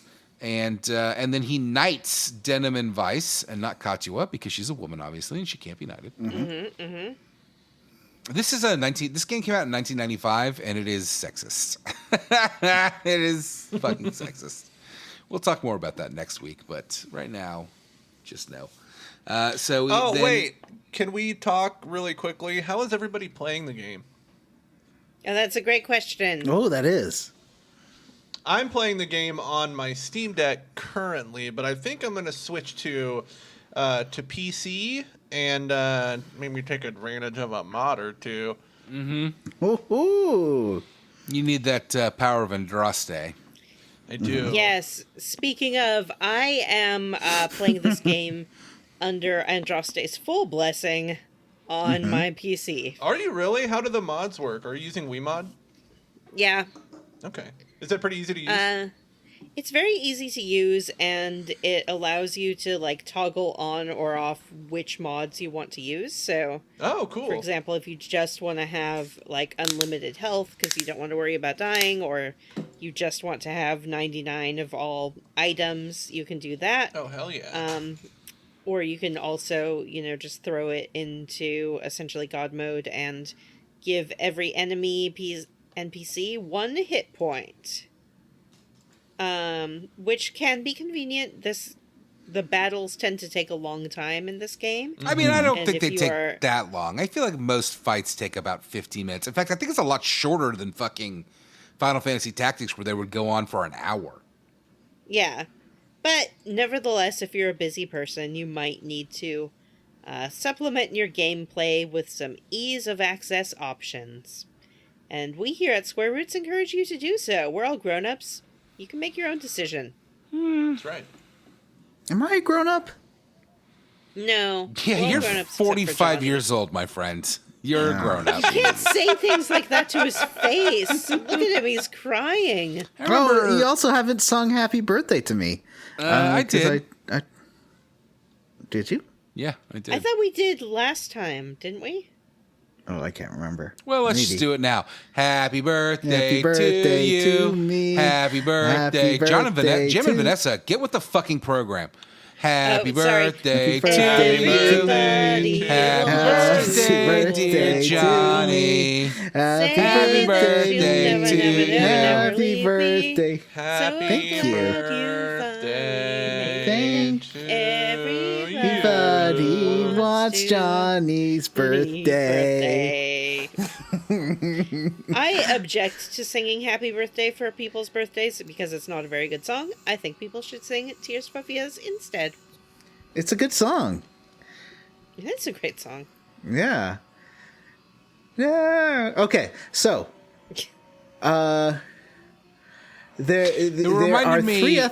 It reminded in- what you just said reminded me of something, which is that I remember being like in my late 20s and having kids, and my mother telling me, like, me asking her, like, when do you feel like you're grown up? And her being like, never really. Like, you always feel like you're young, and then you look in the mirror and you're like, ugh. Mm-hmm. And Yeah, So- my mother says the same thing, although she does not play as many MMOs as Molly does, so who's the real grown-up now? but I remember that conversation having like a real effect on me, where I was like, well, I have babies, so I'm a grown up now. Yeah. And just kind of Yeah. deciding it. And you know what? I do feel like a grown up. I don't feel like a fucking kid. And I don't look at myself in the mirror and I'm like, well, aren't you young anymore? I'm like, this is what we are. Anyway. So you know how the Dynast-King Dragula Oberith united the kingdom of Valeria, right, into one country, but then he Of died course. with no Yeah. heir, and the three ethnic groups splintered because there's the Bakram, the Galgastani, and the Wallister. Those are the three ethnic groups of Did you say Dragula? Valeria. Yeah, he Yeah. did. He did, in fact, say Dragula. I think this He's game the came real- out before the real song Dragula hellbilly. came out, though. So Well, so who copied who? Rob Zombie Yeah, who ripped copied off who? Dragula? who canceled who? Is there gonna be a hellbilly character in this game? Probably. Yeah. So the Wallister ethnic group is led by Duke Wrongway. Okay. None So- of this helps. Go ahead. I was just I trying believe you. to give some background here. No, I can see that there are. I guess I thought that the Galgastani was a country, but it's an ethnic group. Yeah. Like, it's crazy that this game just throws these terms at you and doesn't fucking explain it in any way, shape, or form. Yeah. Because how are you supposed to tell the difference between a country and a fucking ethnic group when there's no context? Well, you could always. What's that thing it's always telling you to read? Some like. Oh Willis yeah, the Files or Warren something? report. Yeah. I do read the Warren report, and I still don't Yeah, me too. understand. It gives you all. little Opened it. like 2-sentence summaries of each battle that sort of put Yeah, it into actually, I historical should context. say, like, if you don't care, it's fine. But if you want to do side quests in this game, you do have to go into the Warren report to I think it's chat or talk or something like that. Interesting. And if you do that, new things will pop in there, and it will open up side quests if you want to. Oh, okay, do them. cool. Yeah, I do. I like doing side quests. We haven't really talked about how this game plays, except to say that it plays like a tactics game. But I haven't found the menus very intuitive. No. Like, they're pretty complicated, and it has a lot of, like, nonsense word spells that you need to learn. Well, it's just really French. Tell you what they do. The names are French. You can definitely, like I said, Johnny, nonsense words. yeah, you can definitely, at least on the Switch version, which I'm sure I'm sure you can do it on the PC version. On Switch, it's you hit the minus button, the select button, and it will allow you to like it. There's like an informational guide there. I did see some information. I did start playing this when I had COVID and was really not retaining a lot, and I do apologize for that. It's very unprofessional of me. I get 1 demerit point. I will say, this is something. Net positive. I will point out something that I think the game really fucking sucks at explaining to you, which is, are you all familiar with the Chariot Tarot? Yes. Yeah. Oh, what was up with the tarot shit at the beginning? And Yeah, we had to didn't select even get the goddess. into this at all. Yeah. We didn't talk about our character generation. We didn't talk about what birthdays we chose. We didn't talk about which goddess we follow. Oh, Matt, take us back. Take us back. No, because all that shit's nonsense. I All your picked characters the Earth have an goddess 'cause element. she was the hottest. All of your characters have an element, and your main character's element is based off of what goddess you choose at the beginning of the game. I picked the lightning goddess because her name was most like Vanessa. I picked the lightning goddess because I thought she was the hottest. So, Oh. and I like lightning. The Chariot Tarot. Johnny, what goddess did you choose? Alrighty. I'll have to go back and look because I was at work. I don't think I was paying that much attention. It doesn't matter. But It's all yeah. pretty irrelevant. One It's like of them picking your looks like a birthday at the kitty. beginning of Final Fantasy Tactics. It's nothing. Yeah. The Chariot Tarot is an option you have in this game where you can go into the menu and roll the game back as many turns as you want. So if you don't like your move, or if you hit bad, or whatever, you can just go in and roll the game back to the previous turn or any turn before that. It literally goes back to your first turn and just This is start some from real there. quantum break time power kind of stuff. I mean, it makes the game a lot fucking easier. You can just roll it back. You're like, oh, I hit the person in front of me with an arrow or a spell. I can redo it without having to load a save. I Or- like this a lot. My spell didn't hit. I'll just roll it back and hit somebody else and probably hit them. Oh. It's pretty fucking handy. All right, I'm gonna dive back into the actual thing here. Yeah. Okay. So Duke, whatever his fucking name was, I forgot. He hires Lancelot and the mercenaries to train the Wallister loyalists, and then he knights Denim and Vice, and he tells Denim that and Vice that he is sending us after his captain, the captain of his knights, Leonar, who is pursuing a necromancer that he wants dead, and that's our big mission for this chunker. And we're heading to Qadriga Fortress, but we get stopped a couple of times beforehand.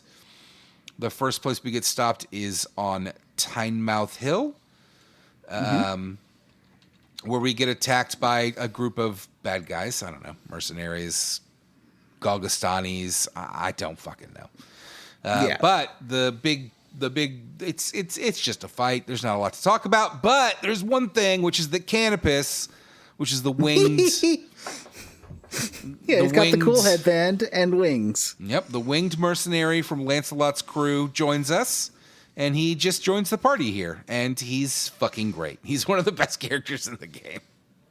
I also recommend picking up the little treat bags.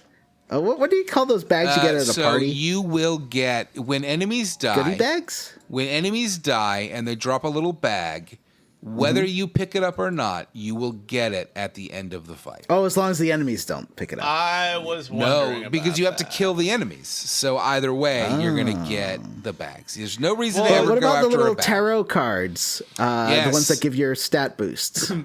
So there are little tarot cards that drop on the field.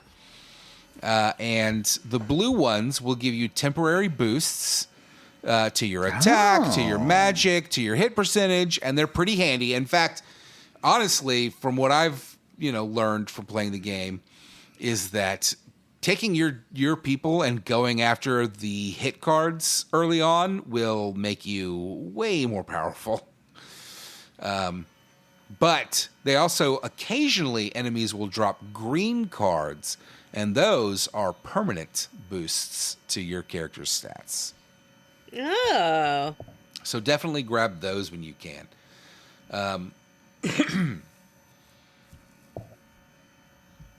Anyway, Canopus joins our party, and he's great because he's got wings, so he flies everywhere. And just like Final Fantasy Tactics, your characters can't jump. So, like, you tend to get bottlenecked when there's 2 spaces of height. Anyway, after Tynemouth Hill, we go to Chrysaro. We're still trying to hunt down this necromancer. We're still trying to find Leonar. And when we get to Chrysaro, we find a priest named Donalto is under attack by a group of undead. And this introduces one of the things I hate most in this game. Which is that when you kill an undead monster, a little timer pops up, and it comes back to life with half health when the timer is done. Does that not happen if you do like an exorcism on them? You have to use your cleric or priest character to do an exorcism on them. Or you buy like a bunch of extra exorcism scrolls for the last fight so that anyone can do it. Because you can't, your priests are being targeted all the time by those jerk skeleton archers. Yeah. I So, ran into Vanessa- an issue in this game I think it wasn't this battle, but the last one, where I wasn't sure who was an enemy and who wasn't when I was in a fight. It doesn't, I was like they have slightly different hair colors, but it's not like they have different colored squares or anything. no. They do, actually. The enemies are purple, and good guys are, I think, blue. I haven't figured out how to rotate the battlefield. You Can can't you? really. You You really can't. You can take a top-down view. Yeah, and you can that's take a helpful. top-down view, and that's kind of Irritating. Yeah. I find that I played in the top-down view more than anything. I do Because- too, because a lot of times, like, especially if there's like a depression in the landscape, like it's hard to tell where you are relative to your enemies sometimes. So like, yeah, the top down is very useful for understanding like It's probably your worth- position relative to everyone else. It's probably worth pointing out that this is probably the first Tactics game. So they're What? working a lot of stuff out here.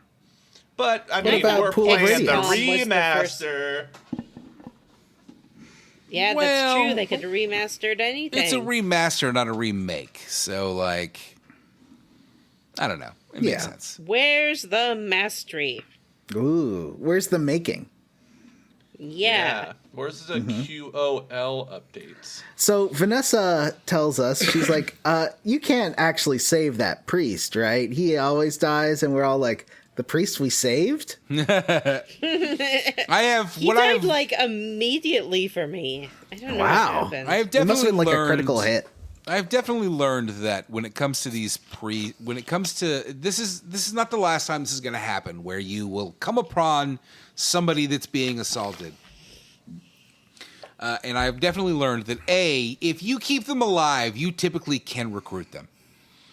And B, if you want to keep them alive, you're going to have to go stick somebody next to them that's going to heal them.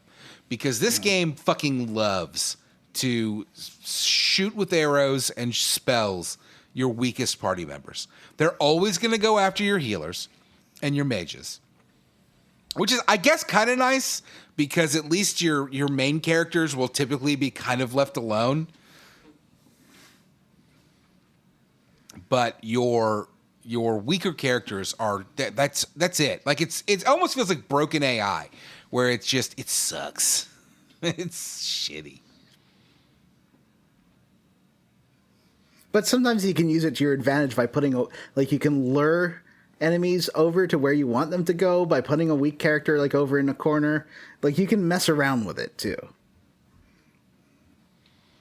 Yeah, you can definitely. We talked about this a bit, or I talked about this a bit in a Facebook chat, probably a Quantum Break Facebook chat, before we started playing this game.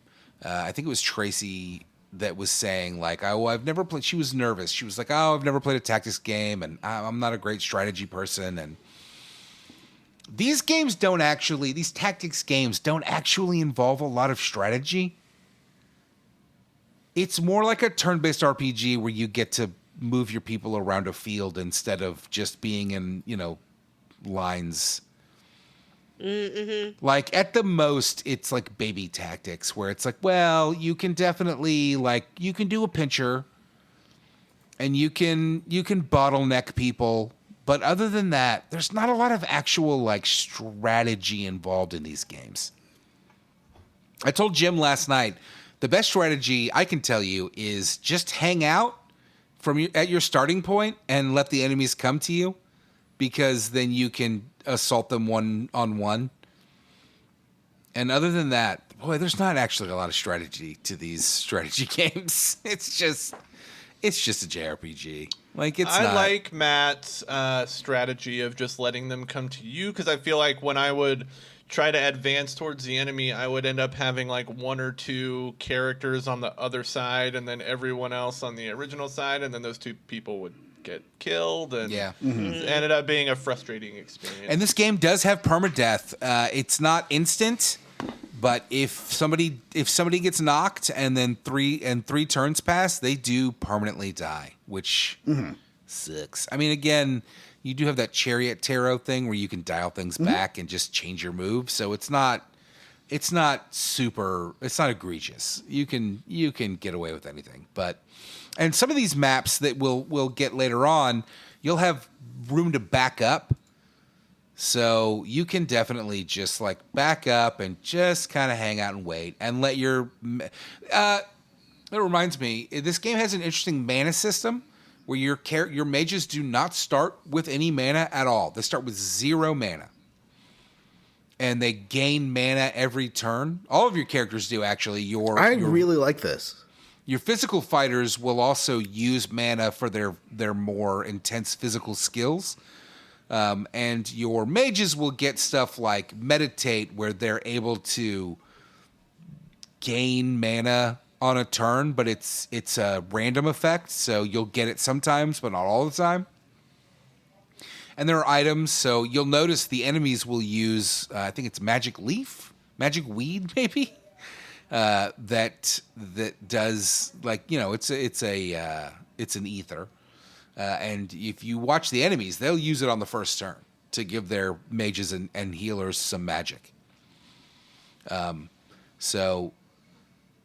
it's an interesting system where they build magic up per turn, and so you don't start with a pool of mana that you run out of. Instead, you have to wait to build mana up, and then you can do stuff like heal and cast spells. And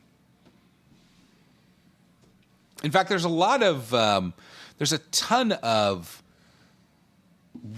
random status effect things that will happen, that you random status effect abilities that you can assign to each character in this game that vary from things like Meditate, where your character gains a little mana each turn, but it's random. It doesn't happen every turn, and when it does, it can be pretty helpful.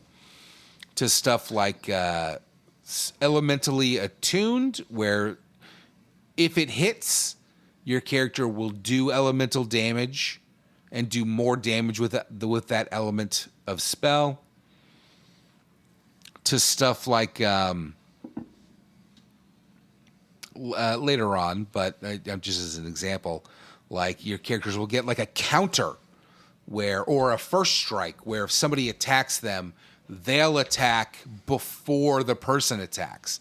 But it's not like in Final Fantasy Tactics, that was an option that you could put on your character, and in this, you can put the ability on the character, and if it hits that turn, they'll do it, and if it doesn't, it doesn't. And it's very random. It's very random.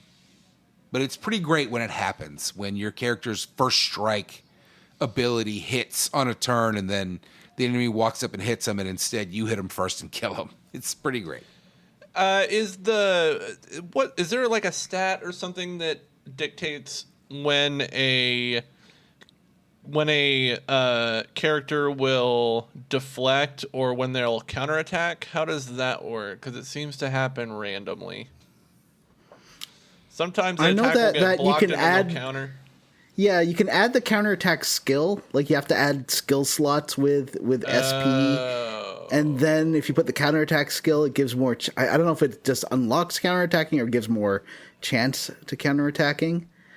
So I've been doing that. There's also some good skills like sidestep, which helps you avoid arrows, which is really useful in the Qadriga Fortress. Qadriga Fortress.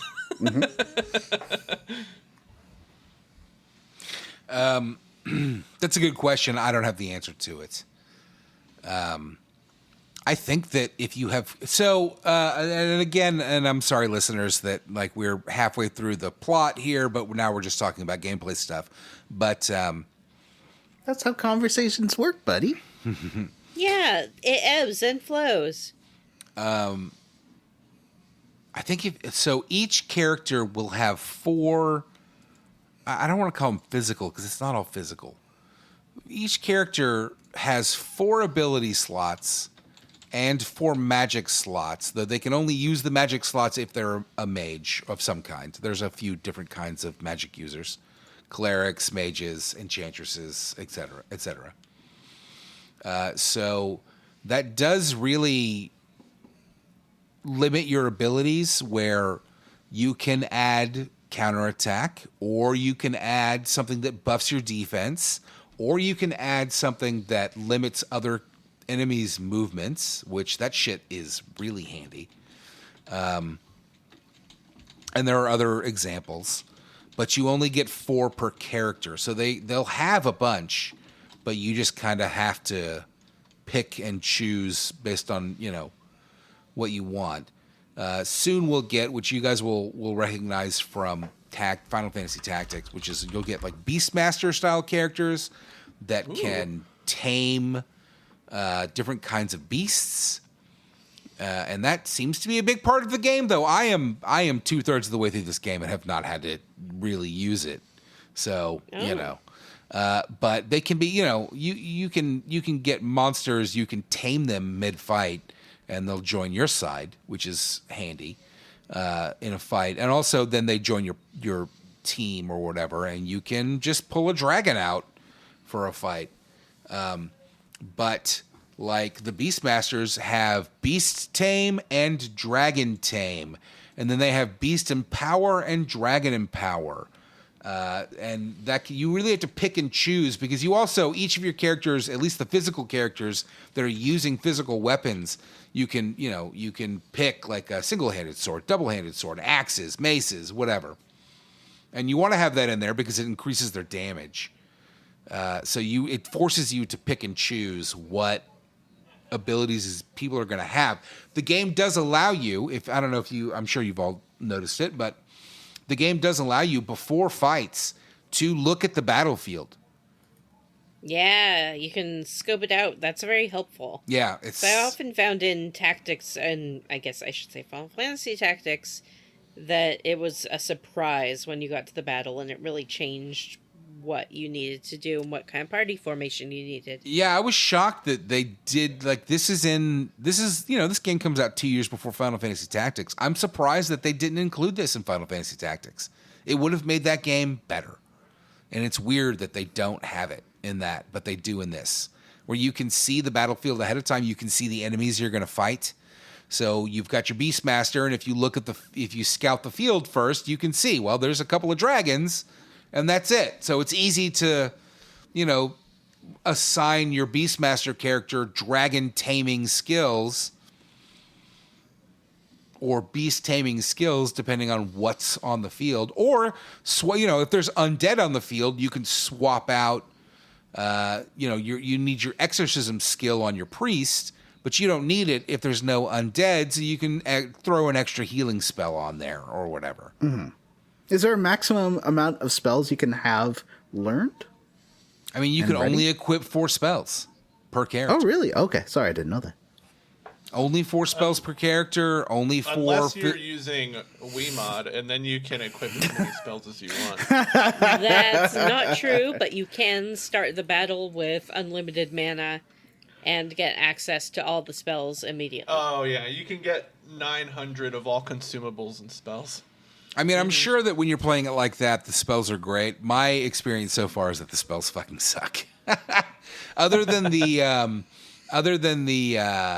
status effect spells, which this game's, it's weird.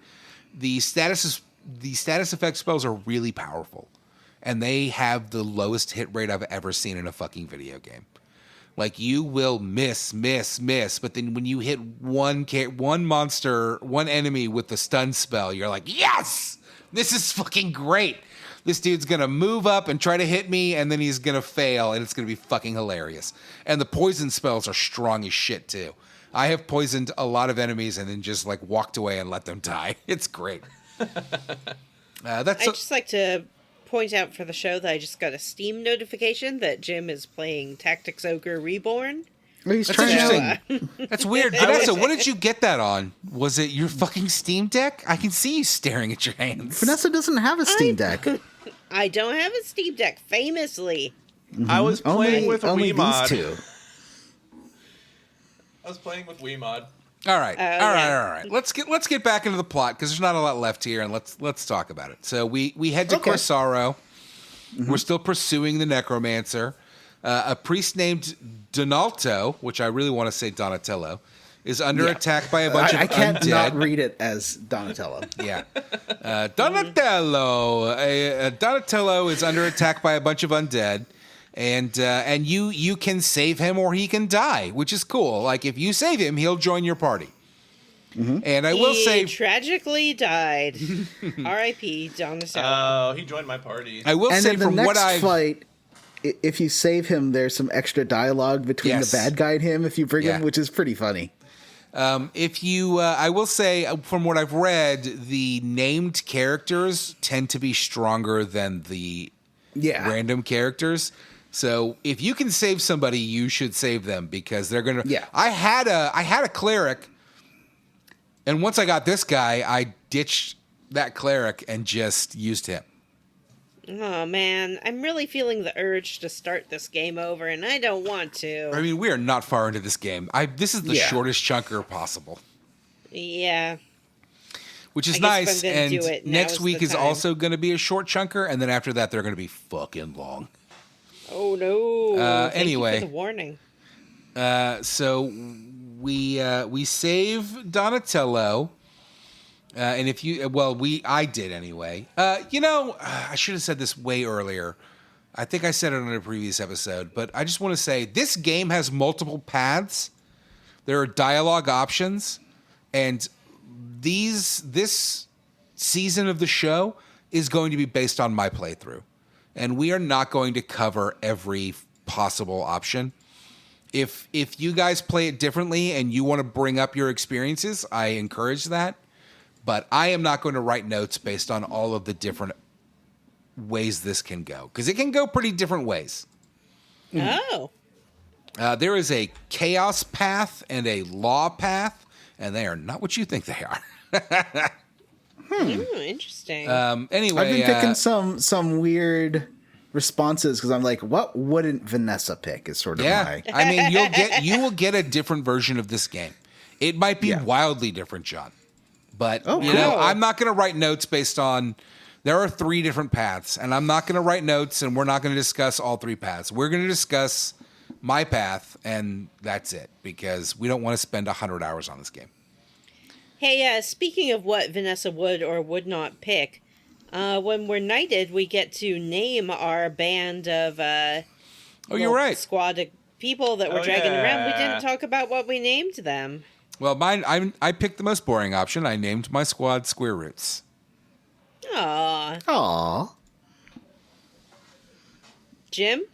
Mine is called the Turbo Team. Cool. Don't run! Only we run. Johnny. Chunk Squad. I'm sorry? Chunk Squad. Spunk Squad, Johnny? Really? Chunk. Sounds like fat shaming. Skunk Squad? Skunk Squad. Skunk Squad.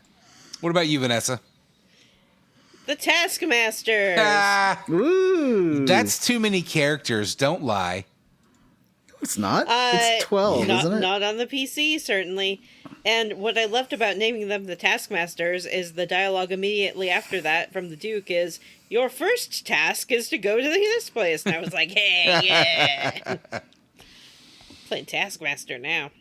So we save Donatello, and in the process, we defeat an apprentice of the necromancer that we're chasing. The apprentice's name is Moldova, and she has some dialogue where she's like, I'll die for you, my necromancer hero. Whatever his Nibeth is his name. He sucks. Isn't Moldova a location name in something we've played? Or is it just an actual place, and I'm getting confused? Well... Who knows? Who knows for sure what places are? I'd Google it, but I'm busy. So we also, once we kill Moldova, we find Leonor on the battlefield, the captain of the knights of the Duke that we rescued, that we've been looking for, or that we're supposed to find. It's a European country. Who knew? Moldova. It sounds like a European country that like a Marvel comic would make up, you know? It does, but it's a real country. Is it? It's in Central Europe. Yeah. It's a former Soviet state. Yep, and Dr. Doom is the leader of it. Oh, no. Is it part of Genosha? Or was it Lardovia? What's the Doctor Doom one called? Latveria? Latveria, yeah. Latveria, yeah. All right, so... More like Ladberia, am I right, Johnny? Woof.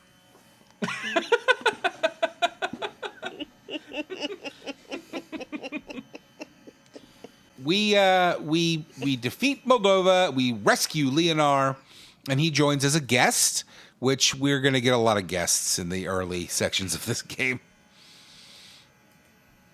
But we head to Qadriga Fortress, where we finally find the necromancer Nibeth that we have been, tasked, Vanessa, with hunting down. Yeah. And you can, early at the beginning, you talk to him, and you can offer him mercy and say, lay down your arms, and I'll arrest you and take you back to the Duke, and I promise you, we won't kill you. And he is like, somebody will kill me. I'm not buying this. Oh, no. I was like, you're gonna die. Yeah. Oh, no. Yeah, I offered him mercy, and he seemed impressed with that. Yeah, but he he's liked like, nevertheless. Yeah, I did that too. I cannot accept. Y'all a bunch of lamos. So he summons a bunch of undead, and we fight. Donatello does talk some shit to him, which I thought was funny. And he does kind of go off on a rant about He's like, magic. oh, you're one of those guys. Yeah, he's like, magic is just fucking natural forces. There's nothing unnatural about it. And he also says that gods and demons are just beings of flesh. They're not divine. They're just Beans of flesh? I would monsters. never eat beans of flesh. And I love beans. And Donatello is like, blasphemer! He's a big fucking baby. I hate him. But he's good at healing. And once we take down Nibeth, you don't kill him. He does have kind of a monologue about like, well, my choices are death or to escape, and guess what? I'm going to escape. And he turns into a crow and he flies away. Caw. So he must be like a big part of the plot of this game, right? Because I hope not. so. Well, he's not. he also, though, when he flies away, he says, when this whole thing is over, we'll meet again, and it's going to be great. Bye. So I'm like, all right, I guess for we'll sure. be seeing you for a while. That's definitely what's going to happen. And that's it. That's it for this week. We played this game. The first few fights, I didn't really say it as I was talking through it, but the first few fights are very much just tutorial levels, and then Chrysaro and Qadriga Fortress are when you really get into the full game, where you get to lay your characters out on the field beforehand and all that stuff, and it's pretty good. I should warn you guys that your forces are going to vary between 8 on the field and 12. Mm-hmm. Wow. So recruit those characters. Is there a maximum amount of people you can recruit? Is it like 32 100 or something? Oh, wow. Yeah. No problem. I like the this little game- cheer it does every time you recruit people. It's like, yay! This game definitely wants you to recruit a bunch of monsters. Oh, interesting. Yeah. Does your version have random encounters when you go past like planes and stuff? Oh, No. Mine does. I feel like I got one of those, but I wasn't sure if it was a random. And I have done a lot of moving around between spots, so I'm not sure that it was a random encounter. I thought it was just like a pre-planned encounter that it didn't warn me about. But otherwise, no. I know that Final Fantasy Tactics does the random encounters between cities, and this does not.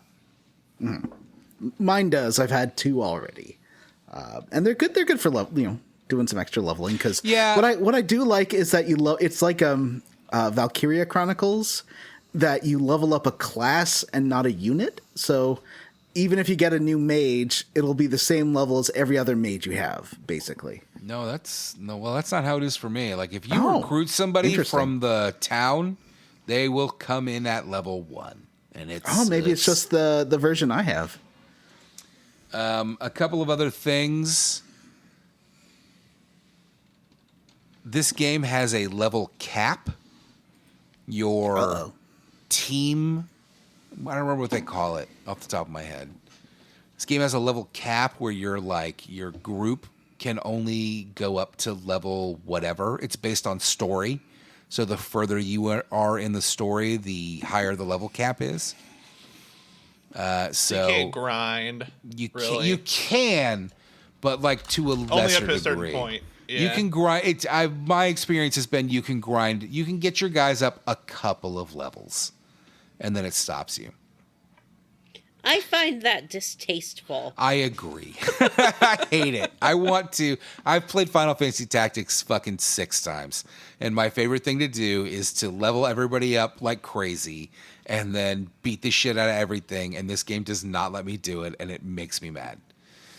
Also, this game does have the class switching like a game like Final Fantasy Tactics, but you have to use an item. It's like a ticket or something.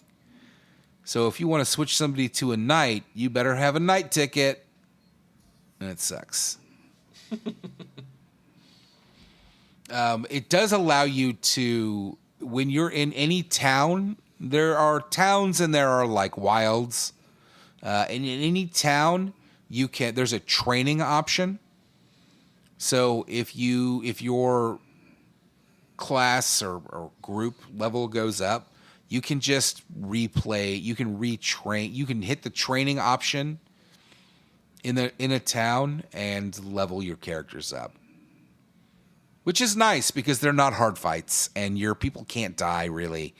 You also don't get items or money, which makes it kind of shitty, but it's an easy way to grind, which is nice.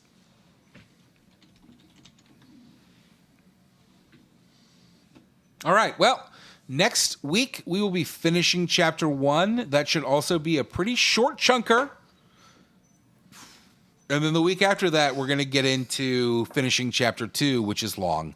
So my How many chapters suggestion... are in this game? There are 4 chapters. Oh, is this going to be a short series? How many episodes do you think this series is going to be? You said like 7? 7? 6 or 7. Yeah, the chapters get longer.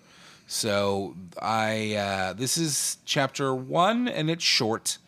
And right now I'm saying finish chapter 1. I don't know. When I look at the guide and do the notes, I might choose to extend it because it might be a little too short. But I will suggest play ahead.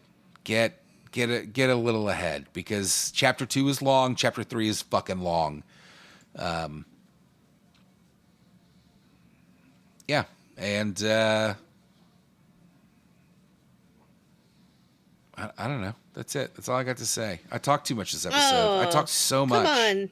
Say a little something else. Give us a compliment. You guys did great. I'm glad that you all played the game. I knew that Johnny and Vanessa would. I did suspect that Jim might bail out on this whole season. No, Jim took an oath. Don't threaten me with a good time. Yeah, I've played every single game that we've done for the show this year. Even the bonus New Year's ones. resolution. Jim was so mad that this won. I didn't think it would win. I picked it as a game I wanted to play, assuming that BioShock would win, and I'm shocked that we're playing Tactics Ogre. I'm not mad about it. BioShocked? I am. I'm well ahead. I have played. I am fucking 5 episodes ahead, which is nice. But Wow. I will play more this weekend and lay it out. Like I said, we're gonna finish chapter 1 next week. We might go a little further because I'm a little worried that the rest of chapter 1's a little too short, and it might be better for us to get into chapter 2. But chapter 1 ends on such a great cliffhanger that it's tough to say. Oh yeah, it's a choice between practicality and storytelling. I'll leave it up to you guys. Like, if you finish chapter 1 and feel like it was short, then maybe we'll go a little further. And if you feel like it was enough, then that's fine. I do feel like I kind of want to start over being a little more cognizant of what I'm doing, so maybe a short second chunker would be beneficial to me. Yeah. We'll see. I mean, you're playing with the power of Andraste, so how dare you? Like, True. takes you 2 minutes to get through a fucking fight. Anyway, it's a good game so far. The world building fucking sucks. It doesn't do the Final Fantasy Tactics thing of allowing you to like mix and match your classes, which I think is maybe what takes Final Fantasy Tactics above and beyond. You know? Mm-hmm. You could have your knight that could dual wield, and you could have your black mage that could do other kinds of magic, and this game does not let you do that. Everybody just has their one thing. But and also the classes, as you get them very slow, which sucks.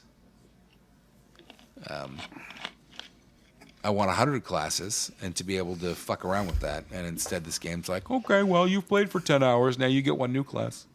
I've been picking up these marks for different classes. Yeah, those are the tickets. I mentioned that. Those are the tickets. Like, you have to have that to switch classes. Oh, right. Okay. Sorry. Yes. All right. So what do you... Yeah. Roundly for or squarely against, Matthew? Well, I'll just say that so far, I'm roundly for playing a fun tactics game. I love this style of gameplay. I think it's super fun. I love maneuvering my little dolls around the world. I prefer this to your typical JRPG style of like just turn-based. I mean, this is turn-based too, but just lines of enemies. I always enjoyed this style of game more. So I'm just kind of roundly for playing another one of these games. They're fun. I really enjoy them. What about you, Johnny? Oh, I'm roundly for the cute sprite art. I like the little characters. I like how they always push in their chairs after they stand up because they're good little boys and girls. Just lots of cute little animations, and it's definitely very similar character design and art to Final Fantasy Tactics, but I like it. I think it looks cute. What about you, Vanessa? I guess I'm squarely against how sort of obtuse the game makes its menu system and also mythology. I just feel like it wasn't a welcoming how do you do to playing this game, and I can see why a lot of people probably picked it up to try it and then bounced off it. But I'm thinking that if I really give it a chance and open my heart and mind and pay good attention to what I'm doing, maybe I'll learn to love it. I think you're right. you? I think it's a good time. Like I got pretty hooked on it. I ran through 30 hours of this game in a few weeks. Like it's fun to play. But I agree with you entirely that it fucking sucks it. I don't know what these words mean. My turn? Yes. Actually, That's what don't this mind. means.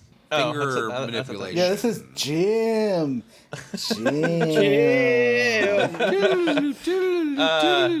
I actually don't mind the gameplay so far. I played the first chunker without any Andraste powers and had a pretty good time. I agree with Vanessa, though, that I'm squarely against being thrown into this complicated geopolitical battle thing without any kind of introduction or explainer as to what's happening and who I should be rooting for and who the bad guys are. It's very frustrating.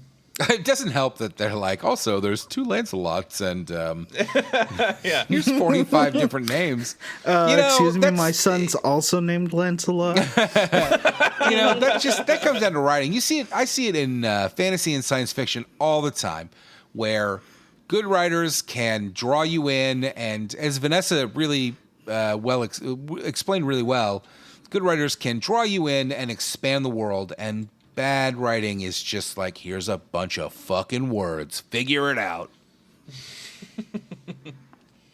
I mean, I can't believe Johnny looked it up. I believe that, but I can't believe that, like, so some of these are countries and some of them are cities and some of them are there was no fucking mention of what Zenobia is, by the way. Ethnic groups. It's Ethnic not one of groups, the like- 3. How the fuck is anybody supposed to parse this? You can't. Maybe it can't. Maybe the say original the game words. came with a fucking guide that explained it all to you. I don't know. We don't know. Word did I say? Why are you mad at me? Parse? Is that not a good word?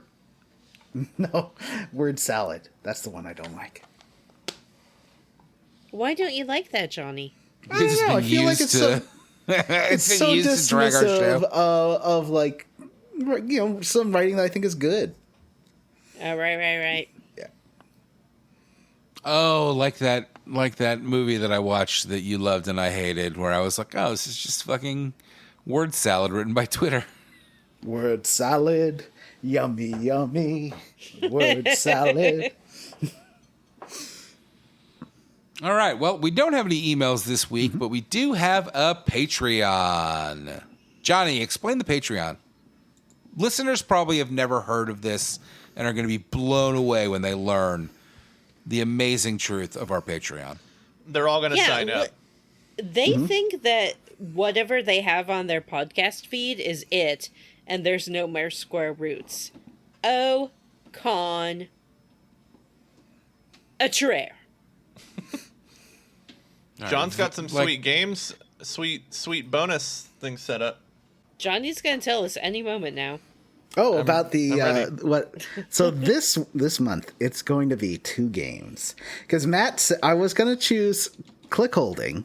Matt said that game's too short, so I decided he's right. So we should do Click Holding and Thank Goodness You're Here. And then Matt said, "Well, I'm sick this month," and then ran away. Yeah, Matt was so offended by the idea of having to play 2 games, even though in total they're probably about 3 hours combined. Yeah. That he threw a little tantrum, and he is gone now, actually. Yeah, he's gone. He doesn't want to hear about these games. So Thank Goodness You're Here. It's by, was it Coal Factory or Coal Harbor or something? And there it's like that. it's like a fun little look at northern England, northeastern England. Yorkshire, if you Where- will. And apparently yeah. a real town. A real town Is that it? they're treating like this. Yeah, because I played this with Julio's husband, Josh, and he's like, oh, yeah, I've been there. And Did he's he feel like it was yes, an he felt it accurate was a representation? fair and accurate representation. That's pretty great. So, yeah, it's really fun. I love the use of FMV in it. I think it is fantastic, but it's mostly animated. Anyway, we'll talk more about it when we get to the I don't want to ruin the episode. And Clickholding is a game about it's just a clicker. It's just a click. It's just a totally normal clicker game. All you have to do is click 10,000 times. That's all you have to do. Okay. Don't worry about the guy watching you. times? Yeah, it's a clicker. Yeah. You How play many times clickers. do you think that you have pushed the X button in your life, Matt? 10,000. At least. I bet it's 10,000. Yeah. Yeah. Yeah, and so for $3 a month you get that. For $5 a month you get to vote on upcoming games, and I think that the next one's not going to be a vote. I don't know whose choice it is. Next month is Matt. It Ooh. can't be. What about me? Where's my choice? You don't get a choice. You're a woman. Yeah, actually, it was because yeah, I you're forgot. right. It is Vanessa's pick next, so that's gonna be fun. I wonder what Vanessa's gonna. I don't know. She's been mysterious, but after that, I'm sure Vanessa will pick something short and quick and fun, and then after that, we'll have another vote. And for $5 a month, you get to be a part of that. It's like saying not only do you get to choose the direction of the show, you also get to support the show that you love. And you must love the show. It's mandatory. Yeah, we're Must love 427 episodes into this. If you're listening, you should be paying us money. Yeah. So, Wow. In case you want to know another benefit, we thank you. It might take a few episodes. Sometimes I forget to update the Patreons, but I didn't this time. That's why I did update it. I didn't forget. I'd like to thank Justin Rash, Star Healer, Andy Best, DP 2099, Friend of DeSoto, Aaron O'Toole, Tyler, Jason Timms, David Shook, T Bumpkins wishes everyone a happy new year from Tickle Crab Island Dew, and Matt Jorgensen. And I'd like to thank Amanda Pierce, Do Good Recklessly, Robert T, Megatons of Fun, Amanda Douglas, Fei Fong Dong, Magpie Juju, and Ian Frederick, Ari Kopavara, and Addicted to the Smell of Natty Ice. I'd like to thank Omaha Zookeeper, Gage Lacharite, Chris Parsons, Sean Walsh, Dr. Fine, say everyone's name, Saul Wagner, Star Drifter, the dude that beat up Matt, HAL, and Chad Wilson. Oh, he finally got. I'm glad he finally signed up for the podcast. Yeah. I'd like to thank Wake Up Call, Make It Hat Ben. Should I have just said Hat Ben? I don't understand. Sexy Grandma's Retirement Home, Florian Jonas Kramer, Jamie Black, I Kill Gods for Fun, Jesse's Mom's Pizza, My Battery is Low, and Word. You can do it. You can do it. What? I just glitched out like Donald Trump. Ward Childress. All right, everyone, that's it for this episode of Square Roots. If you'd like to send us an email that we can read and discuss on the air, our email address is squarerootspodcast@gmail.com. Come join our sweet Facebook group. It's called what is it called? The Square Roots Podcast Group for smart, cool, very attractive people. Or find us on Blue Sky at squarerootspod.bsky.social.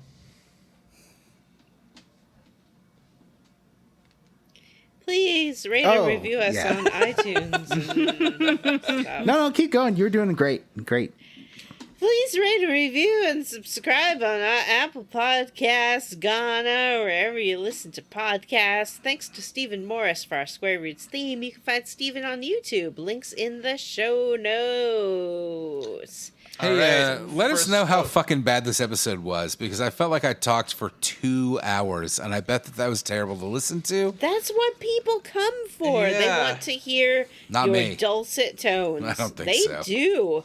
They You're the love most it. famous of all of I'm us. looking at true. I'm looking at my waveform. I talked a lot.